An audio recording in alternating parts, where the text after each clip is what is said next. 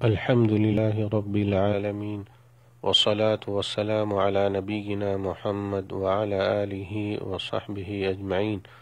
محترم سامعین، شب قدر فضیلت والی رات ہے جسے رمضان کے آخری عشرے میں تلاش کرنا چاہیے۔ جو اس رات میں اللہ کی عبادت کرتا ہے اس کے پچھلے گناہ معاف کر دیے جاتے ہیں۔ اس رات کو مبہم رکھا گیا ہے۔ حکمت یہی ہے کہ لوگ زیادہ راتوں کو قیام کر سکیں۔ ارشاد باری تعالی ہے، لیلۃ القدر خیر من الف شہر، شب قدر 1000 مہینوں سے بہتر ہے۔ سورہ قدر آیت نمبر 3۔ یعنی اس ایک رات کی عبادت 1000 مہینوں کی عبادت سے بہتر ہے، 83 سال 4 مہینوں کی عبادت سے بہتر ہے۔ نبی صلی اللہ علیہ وسلم کا فرمان ہے، من قام لیلۃ القدر ایمانا واحتسابا غفر له ما تقدم من ذنبہ۔ جس شخص نے ایمان کے ساتھ ثواب کی نیت سے شب قدر میں قیام کیا، یعنی اللہ تعالیٰ کی عبادت کی، اس کے پچھلے گناہ معاف کر دیے جاتے ہیں۔ متفق علیہ۔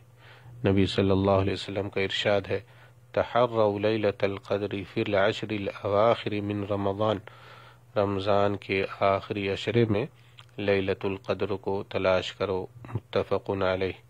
دینی بھائیوں، رمضان میں دیگر مہینوں کے مقابلے میں اور اسی طرح رمضان کے آخری عشرے میں اس کے پہلے 20 دنوں کے مقابلے میں اطاعت اور عبادت الہی کا زیادہ اہتمام کرنا چاہیے۔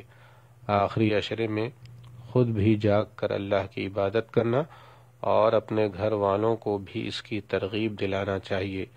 عائشہ رضی اللہ عنہ بیان کرتی ہے، کان رسول اللہ صلی اللہ علیہ وسلم اذا دخل العشر الاواخر من رمضان احیا اللیل وایقظ اہلہ وجد وشد المئزر۔ جب رمضان کا آخری عشرہ شروع ہوتا تو رسول اللہ صلی اللہ علیہ وسلم رات کو بیدار رہتے اور اپنے گھر والوں کو بھی جگاتے اور خوب محنت کرتے اور کمر کس لیتے۔ متفق علیہ۔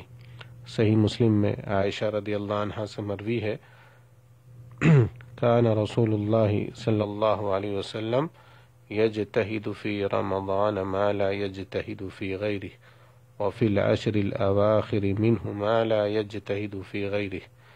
رسول اللہ صلی اللہ علیہ وسلم رمضان میں جتنی مشقت برداشت کرتے تھے اتنی غیر رمضان میں نہیں کرتے تھے، اور رمضان کے آخری عشرے میں جتنی محنت و مشقت کرتے تھے اتنی اس کے علاوہ دوسرے دنوں میں نہیں کرتے تھے۔ رواہ مسلم۔ شب قدر کے لیے نبی صلی اللہ علیہ وسلم نے بطور خاص یہ دعا بتلائی ہے، اللہم انک عفو تحب العفو فاعف عنی۔ اے اللہ، بے شک تو بہت معاف کرنے والا ہے، معاف کرنے کو پسند فرماتا ہے، تو مجھے معاف فرما دے۔ سنن ترمذی۔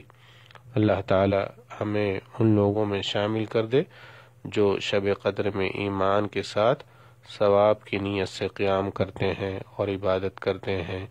آمین۔ السلام علیکم ورحمۃ اللہ وبرکاتہ۔